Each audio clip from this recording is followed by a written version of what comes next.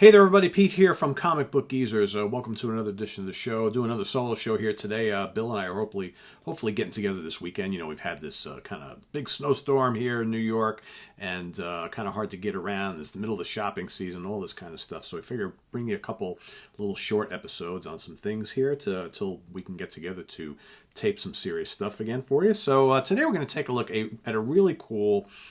Well, here it's in a graphic novel format, but of course this is a DC comic maxi series from 1986 and 1987 called Watchmen. Of course, turned into a very good film. Also turned into a mini-series on HBO last year in 2019. All right. Of course, written by none other than Mr. Alan Moore. Okay. Illustrated and lettered by Dave Gibbons and colored by John Higgins. So British comic book team there who, you know, put together this really cool storyline that kind of like takes the whole superhero genre and throws it upside down and deconstructs it. All right, so here you've got all these characters, very few of which actually have like superhuman powers or anything like that, right? But centers on all these superhero characters who debuted back in the 40s and 50s, and as they did in this entire storyline, kind of switched around a lot of what happened in history as we know it, and how a lot of these characters helped change the course of history. All right, and taking us up to the more modern era where there's all sorts of stuff going on with these characters between themselves, okay, as they get older, the newer upstarts, what have you, what's going on in history today. Very, very different world that we know it compared to what we know it, created here by Mr. Moore and company. So I wanted to just kind of go through some of this here for you. Great artwork. Okay. And what's really interesting, if you've had a chance to, you know, the way the graphic novel is laid out, you've got lots of cool explanation on kind of what's going on from section to section.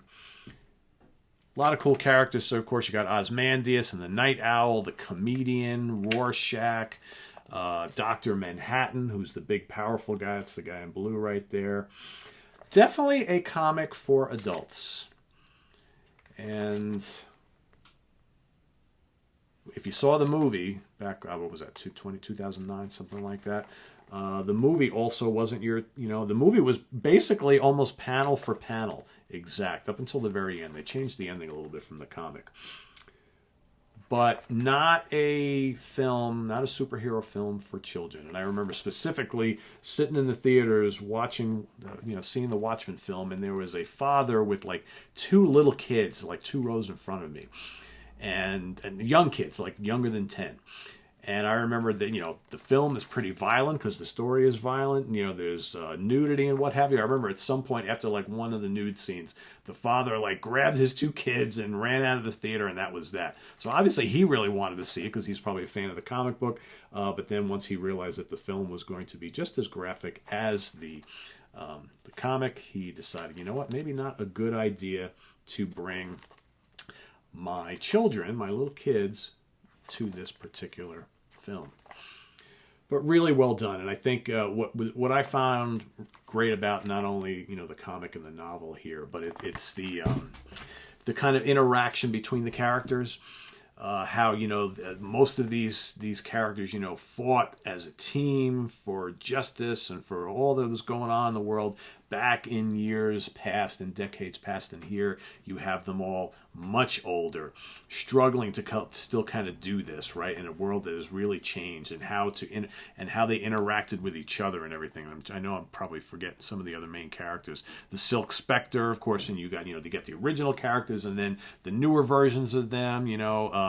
Rorschach was just absolutely a great character, and as a more almost kind of like an anti-hero type of character. But man, some of the dialogue here, just groundbreaking stuff. And again, you can kind of look back at a lot of what Alan Moore was doing at the time in the 80s, especially like on the Swamp Thing series. What a great writer. Great writer. But here, it's not only a story about superheroes and villains and things like that, but it basically shows you how all of our heroes, whether they may be superheroes or heroes in government and politics or at home or what have you, we're all really flawed. Okay, and I think that's what makes this whole storyline so appealing, because it's like you can really relate to some of these characters because they're not much different than we are. Okay, and sometimes even the best people can do some not so great things, right? So, but some just great dialogue, great characterization, just great plot to this whole thing. It moves along really, really well. And this is an example of a comic book that really plays like a novel. And I think that when it's all said and done, decades from now, we're going to look at some of the important kind of pieces of literature from the 80s and the 90s and things like that. I think, along with V for Vendetta, another great thing that he worked on, I think we're going to look back at Watchmen as one of the great literary pieces of the 80s. And, there's a reason why you've got quotes here on the back, from Time magazine, a work of ruthless psychological realism. It's a landmark in the graphic novel medium. Rolling Stone says Watchmen is peerless. The New York Times says remarkable. The would-be heroes of Watchmen have staggeringly complex physiological profiles. The Village Voice, a brilliant piece of fiction. USA Today, groundbreaking. Entertainment Weekly, a masterwork representing the apex of history. And Damon Lindelof, the greatest piece of popular fiction ever produced. High praise from a lot of really important media outlets, and there's a reason for it. So it's roughly, what do we got here? I don't know exactly how many pages are in this entire thing, but great artwork, and it's pretty graphic, and it pulls no punches, right?